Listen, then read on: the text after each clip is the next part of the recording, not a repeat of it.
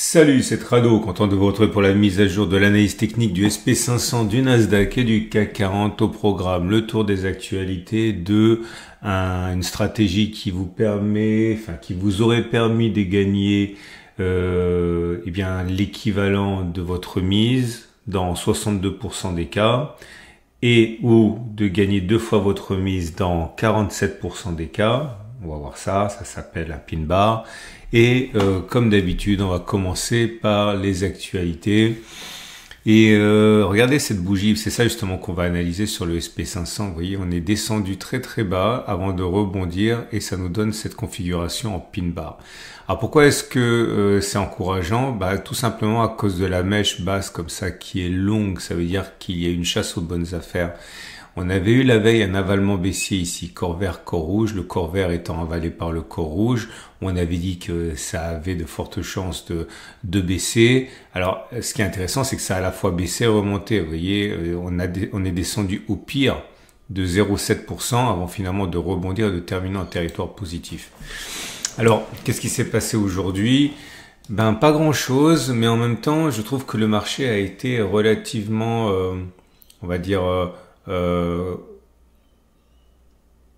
complaisant avec la news. C'est Trump qui se retrouve soudainement, bizarrement, pris à son propre jeu dans le drame de la liste de Epstein ou Epstein, ça dépend si on va le prononcer à l'allemande ou à l'américaine. Mais vous avez la fameuse liste là, dont il a bâti quand même son élection sur le fait qu'il allait divulguer la fameuse liste d'Epstein. Et maintenant qu'on lui demande de le faire, il dit arrêtez de m'embêter avec ça, ce sont des détails, il y a des choses au Texas plus importantes qui se passent, etc. Mais vous avez toute une frange MAGA, c'est-à-dire les conservateurs qui ont été séduits par les idées de Trump, qui ont lancé un trend sur Internet qui consiste tout simplement à brûler la casquette MAGA pour montrer qu'ils ont l'impression qu'ils se sont fait un petit peu avoir, quoi. Alors pourquoi est-ce que c'est important? Parce que c'est la base électorale. C'est la base électorale de Trump et il va y avoir les élections de mi-mandat, il va y avoir plein de choses et le marché n'a pas vraiment pricé ça, c'est-à-dire le soubresaut politique et donc du coup économique derrière qu'il pourrait y avoir avec cette histoire-là. Et on se demande s'il va finalement accéder à la requête de sa base en divulguant la liste Epstein, ou alors il va pas le faire, mais bon, d'après tous les observateurs, s'il renacle, c'est parce qu'il y a des noms qu'on n'a pas envie qu'on voit dessus, y compris des donateurs, des personnes puissantes, voire lui. Enfin bon, bref, le marché a un petit peu passé sous silence ça, et c'est assez intéressant. Ça veut dire également que c'est une grenade dégoupillée qui peut exploser à n'importe quel moment, comprendre lorsque les marchés voudront que c'est le temps de faire une consolidation. On verra. En tout cas, vous l'aurez compris, de consolidation, il n'y a pas eu pour l'instant et vous comprenez encore une fois pourquoi c'est très dangereux de spéculer à la baisse dans un marché qui est profondément haussier comme celui-là parce que vous avez une chasse aux bonnes affaires constamment puisqu'on est en tendance haussière et c'est ce qui se passe actuellement.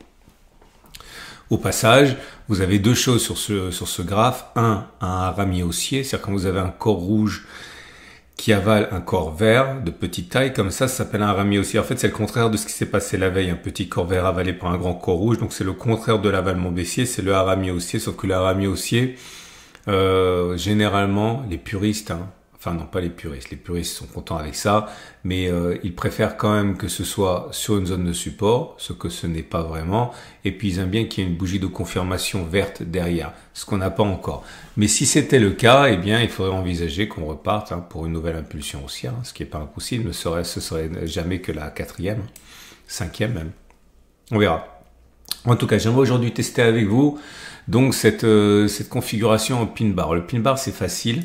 C'est la configuration la plus simple qui existe. Vous avez une seule bougie, et cette unique bougie se caractérise par un corps qui est dans la partie haute de la bougie.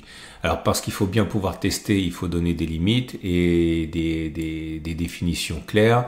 Et on propose les 38,2% de Fibonacci. Ça veut dire que si vous prenez toute la bougie comme ça, du plus bas au plus haut, le corps doit être au-dessus du niveau des 38,2% de la bougie. Donc 38,2% c'est ici, et on a bien un corps qui est non seulement au-dessus des 38,2, mais même au-dessus des 23,6, c'est encore mieux, hein, puisque ça veut dire que la mèche est relativement longue, ça veut dire qu'il y a une relativement très forte chasse aux bonnes affaires. Et on a déjà testé ça beaucoup sur le CAC, mais je pense pas l'avoir testé cette année sur le SP500. C'est ce qu'on va faire. On va voir si on peut gagner de l'argent avec cette stratégie simpliste. Il s'agit d'acheter maintenant, ou alors plutôt en fait il se serait agi d'acheter au tout dernier moment de la clôture américaine, parce qu'on ne sait pas sur quel niveau ça va ouvrir en vérité.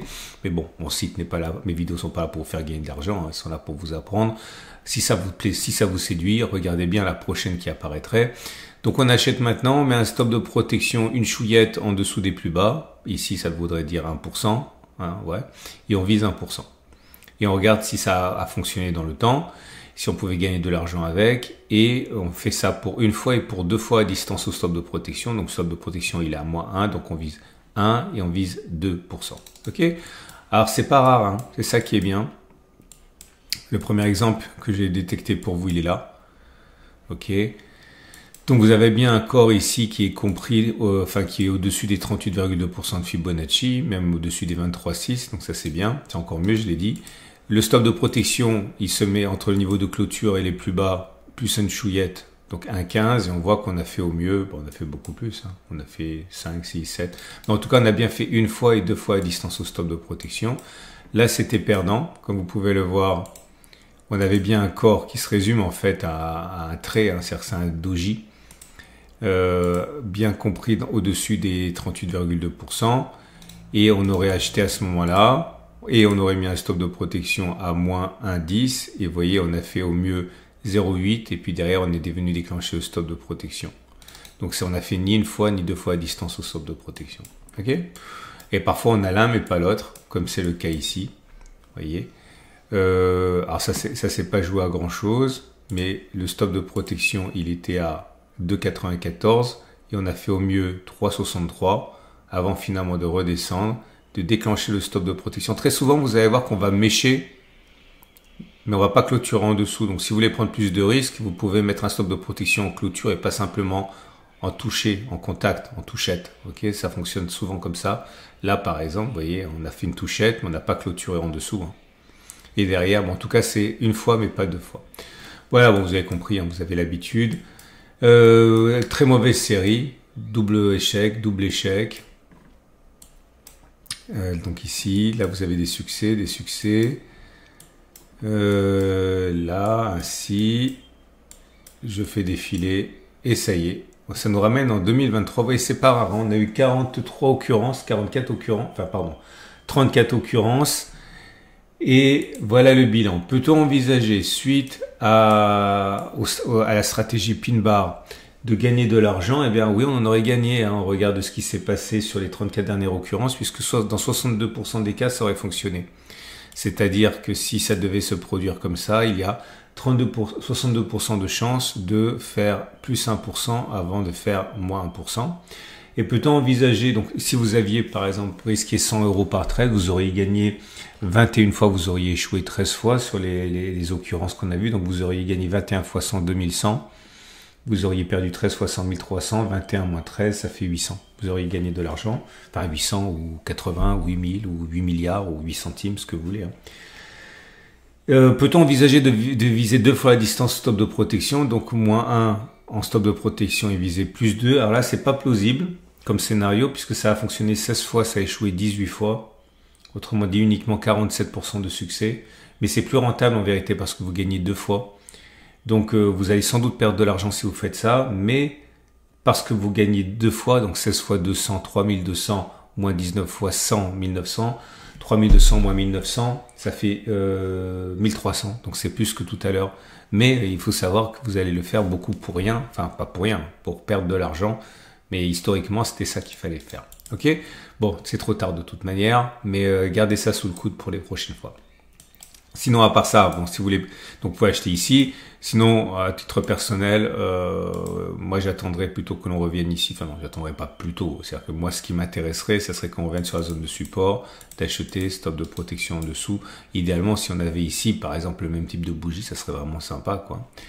Quant à moi, je suis toujours en position. C'est pas parce que je dis que je suis pas acheteur que je suis vendeur. Hein. Ce sont deux choses complètement différentes. Je vous rappelle, hein, j'ai acheté ici pour des raisons sur lesquelles je reviendrai pas. J'ai pris un TP1 ici, j'ai pris un TP2 là, et puis il me reste... Généralement, on m'a posé la question de savoir combien je prends. Généralement, je prends 50% à chaque fois.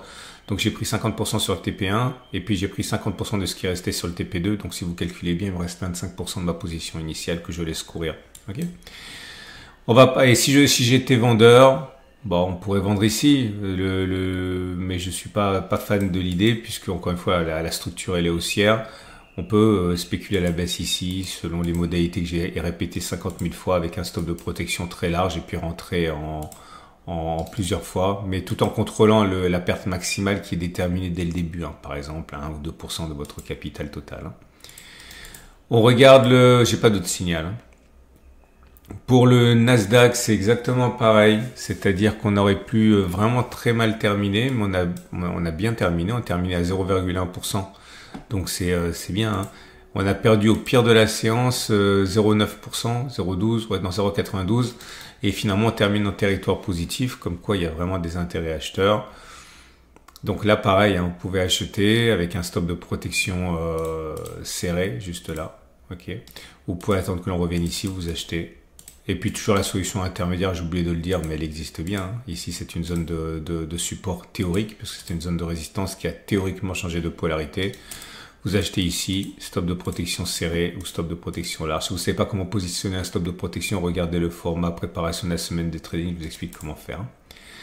Et on va terminer avec le CAC 40.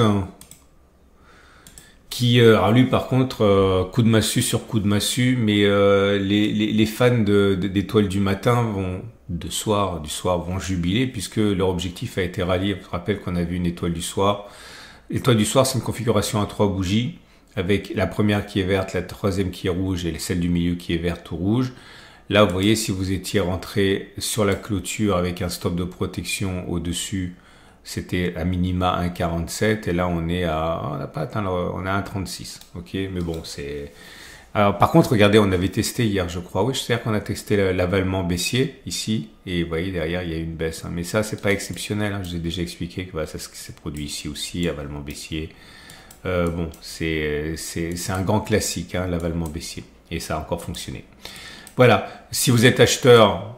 Bon, pas trop, enfin, c'est pas que vous pouvez pas acheter ici, hein, mais c'est au niveau du stop de protection. Pour absorber ça, il faut un stop de protection quand même assez large. Donc, soit vous achetez ici, vous pariez sur un retour de la hausse avec un stop de protection large, soit vous attendez que ça descende pour raccourcir le stop de protection. Si vous êtes vendeur, rentrez maintenant, ça se justifie qu'avec un stop de protection. Enfin, je sais même pas ce que je pourrais vous proposer parce que j'ai pas de setup. Mais bon, c'est un peu tard, il me semble. Ou alors, il faut attendre qu'on revienne ici. Hein. Ok? Voilà, c'est terminé. Vous avez plein de choses qui vous attendent pour les vidéos de ceux qui rentrent de vacances. Ok, et je vous souhaite une excellente journée. Vous pouvez déposer un like, ça me fait toujours plaisir. Vous pouvez vous abonner, c'est mis à jour tous les jours. Excellente journée. À demain pour la mise à jour.